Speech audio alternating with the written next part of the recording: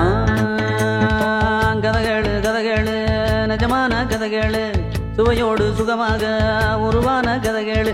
குட்டி ஸ்டோரியோட ஒலி புத்தக பகுதியில் இன்னைக்கு நான் வாசிக்க போகிற நூல் சிம்புவின் உலகம். இந்த புத்தகம் மலையாளத்தில் வெளியான ஒரு சிறுவர் நாவல். இந்த புத்தகத்தை மலையாளத்தில் எழுதினவங்க CR தாஸ். தமிழில் இந்த புத்தகத்தை மொழிபெயர்த்தவர் யூமா வாசுகி. இந்த புத்தகத்தை வெளியிட்டது பாரதி புத்தகாலயம். இந்த புத்தகத்தில் மொத்தம் 37 அத்தியாயங்கள் இருக்கு. காட்டுல இருந்து வேடர்களால் கடத்தப்பட்டு வந்த சிம்பு திரும்பவும் அதோட நண்பனான மிட்டுவோட சேர்ந்துதா இல்லையாங்கிற கதையை தொடர்ந்து பார்க்கலாமா? கதைக்குள்ள போலாம். அத்தியாயம் 34. காட்டின் சட்டம். ஹிமோகருடன் நாற்புறமும் செய்தி அறிவித்தது. கிக்கு காக்கைக்கு ஏற்பட்ட மகிழ்ச்சியை சொல்வதற்கு வார்த்தைகள் இல்லை. அது கா கா கா கா என்று அழைத்தது. அந்த அழைப்பு குரல் கேட்டதும் எல்லா காக்கைகளும் வந்து சேர்ந்தன. பிறகு எல்லாம் சேர்ந்து உரத்த குரலில் மகிழ்ச்சியாக கத்தின. கிக்கு காக்கை தன் காக்கை நண்பர்களிடம் சொன்னது, சிம்பு திரும்பி வந்ததை நாம் கொண்டாட வேண்டும்.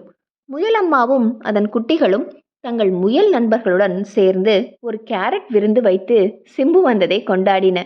நண்பர்களுடன் மகிழ்ச்சியை பகிர்ந்து கொள்ள சீமன் ஆமை ஊர்ந்து வந்தது. அதன் பிள்ளைகளான 12 ஆமை குஞ்சுகளும் அதன் பின்னால் வந்தன.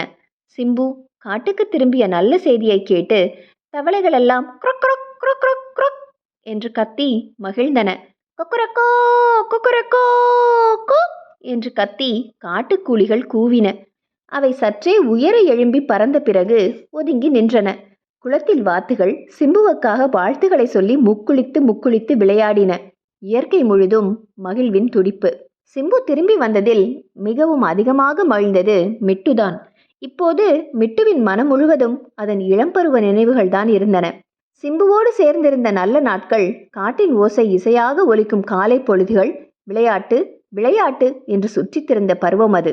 மலை உச்சியில் இருக்கும் மரங்களின் கிளைகளில் போட்டி போட்டுக்கொண்டு ஊஞ்சலாடியதையெல்லாம் மிட்டு நினைத்து பார்த்தது. சிம்பு திரும்பி வந்ததில் மிட்டுவைப் போல, கிமோவைப் போல, கிக்குவைப் போல சில விலங்குகளும் பறவைகளும் மகிழ்ச்சி அடையும் போது சில விலங்குகள் சிம்புவை எதிர்த்தன. இந்த விலங்குகள் காடு விட்டு சென்ற சிம்பு மீண்டும் காட்டுக்கு வரக்கூடாது. காட்டுக்கும் சில சட்டங்கள் உண்டு, இந்த சட்டங்களை மதித்து நடக்கத்தான் வேண்டும் என்றன. இந்த விலங்குகள் ஜிம்போ என்னும் குட்டி யானையின் கதையை உதாரணமாக கூறின. ஜிம்போ காட்டில் விளையாடி வளர்ந்த யானைக்குட்டி. காட்டில் கிடைக்கும் பழங்களையும் தாவரங்களையும் தின்று அது வாழ்ந்து வந்தது. அது ஒரு அழகான குட்டி யானை. பெரிய நெற்றி, நீண்ட உருண்டை தும்பிக்கை, முரம் போன்ற காதுகள், பருத்த உடல், நீண்ட வால். காட்டு யானைகளிலேயே மிகவும் குறும்பும் திறமையும் மிக்க யானைக்குட்டிதான் ஜிம்போ. ஆற்றில் நீந்தும், தண்ணீர் குடிக்கும், துதிக்கையால் நீரை அடித்து தெரித்து பயங்கரமாக பிளிரி அது காட்டையே அதிர செய்யும். தன் அம்மாவின் அறிவுரைகளை கேட்காது. ஒரு நாள் அது காட்டில் விளையாடி திரியும் போது ஒரு இடத்தில் கால் வைத்தது. அப்போது அந்த இடம் அப்படியே உள்ளே அமிழ்ந்தது. அத்துடன் ஜிம்போவும் உள்ளே வீழ்ந்து விட்டது. வேட்டைக்காரர்கள் யானை பிடிப்பதற்காக வெட்டி வைத்திருந்த குழிதான் அது. அலறி துடித்த ஜிம்போவை மனிதர்களும் யானை பாகன்களும் சேர்ந்து மேலே ஏற்றினார்கள். அது உடனே நகரத்திற்கு கொண்டு செல்லப்பட்டது. சில நாட்கள் அது மனிதர்களின் கட்டளைப்படி செயல்பட ஆரம்பித்தது. கட்டாயத்தின் காரணமாக அது மனிதர்கள் சொல்வதை கேட்டது.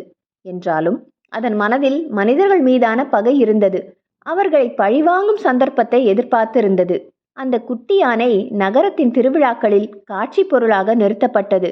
ஊர்வலங்களில் முன்னால் சென்றது.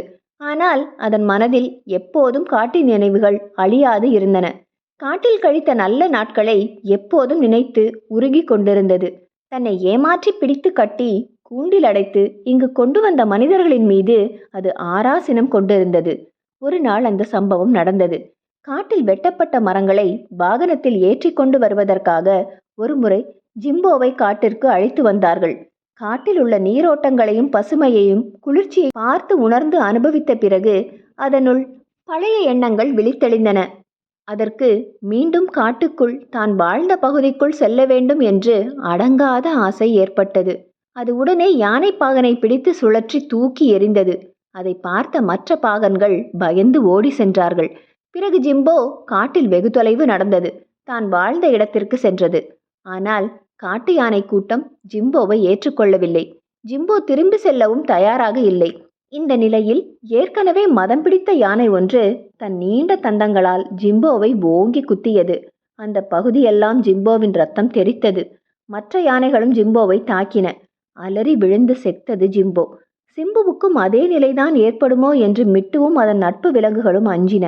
சிங்கமும் புலியும் கரடியும் நரியும் குரங்குகளின் ராஜாவும் சிம்பு திரும்பி வந்ததை எதிர்த்தன. ஒருமுறை காட்டை விட்டு சென்று மனிதர்களுடன் சேர்ந்து சர்க்கஸ் விளையாடிய விலங்கிற்கு இனி காட்டில் இடமில்லை.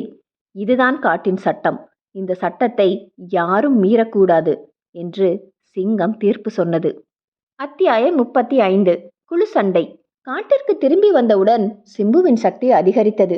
தான் இழந்த காட்டை திரும்பவும் பெற வேண்டும் என்று பெரிதும் விரும்பியது சிம்பு. காட்டின் சுதந்திரம் அதன் மனதில் நிறைந்திருந்தது.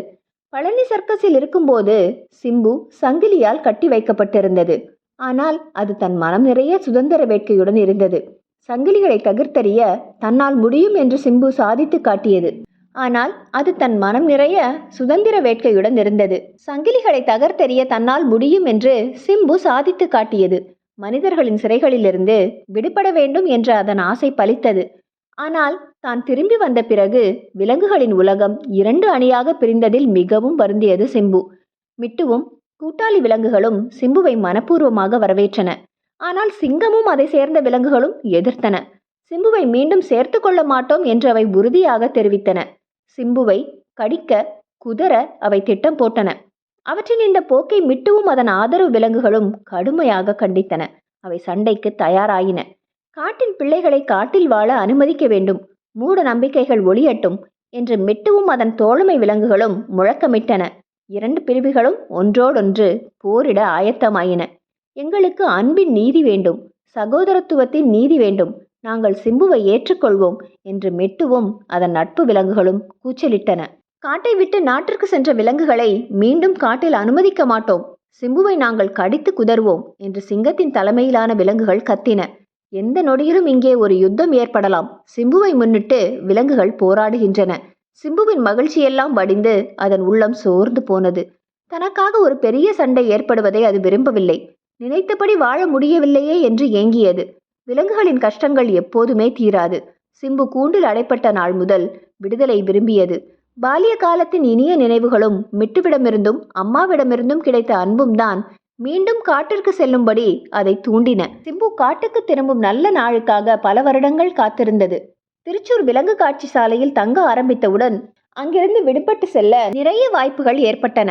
ஆனால் அங்கே உடன் வாழ்ந்த விலங்குகளெல்லாம் துன்பத்தில் துயரத்தில் தவிக்கும் போது தான் மட்டும் விடுபட்டு செல்வது சரியல்ல என்றும் அந்த விலங்குகளின் துன்பத்திற்கு தீர்வு காண வேண்டும் என்று சிம்பு நினைத்தது. அதனால் சிம்பு அங்கிருந்த விலங்குகளையும் கிளிகளையும் பாம்புகளையும் சந்தித்து பேசி விஷயங்களை புரிந்து கொண்டது.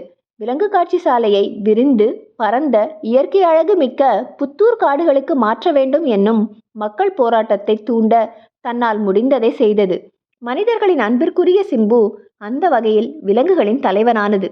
இயற்கையுடன் இணைந்த காட்டில் வாழ்வது போன்ற சூழ்நிலையை விலங்கு காட்சி சாலையில் உள்ள விலங்குகளுக்கும் உருவாக்கி கொடுக்க வேண்டும் என்று மக்கள் போராடினார்கள். அதற்கு தூண்டுதலாக இருந்தது சிம்புதான். மிருக காட்சி சாலையை ஒரு இடத்திலிருந்து இன்னொரு இடத்திற்கு மாற்றுவதில் குரங்கு ஆற்றிய பங்கு எல்லோராலும் குறிப்பிடப்பட்டது.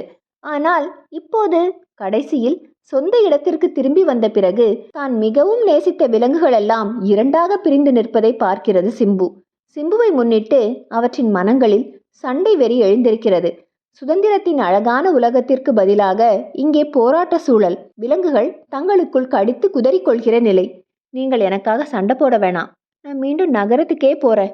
எனக்கு புத்தூர் விலங்கு காட்சி சாலையில ஒரு இடம் கிடைக்காம போகாது. என் மரணம் வர மனிதர்களின் காட்சி பொருளாக நான் அங்கே இருந்துக்கிறேன். மகிழ்ச்சியும் அமைதியும் விலங்குகளுக்காக விதிக்கப்பட்டவை அல்ல. இனி நான் எப்போதும் இந்த காட்டிற்கு திரும்பவே மாட்டேன் என்று சிம்பு அழுதபடி சொன்னது. சிம்பு, என் நண்பனே, நீ திரும்பி போகாதே. நீ சென்றால் நாங்களும் உன்னுடன் வருவோம் என்றது மெட்டு. அதை சேர்ந்த விலங்குகளும் அப்படியே கூறின. பாரதி புத்தகாலயம் வெளியிட்ட இந்த நூலை நீங்கள் அச்சு வடிவில் வாங்கணும்னா அதற்கான லிங்கை நாங்கள் டிஸ்கிரிப்ஷனில் கொடுத்துருக்கோம். இந்த கதையில் வர மீதி அத்தியாயங்களை நம்ம நாளைக்கு பார்க்கலாம்.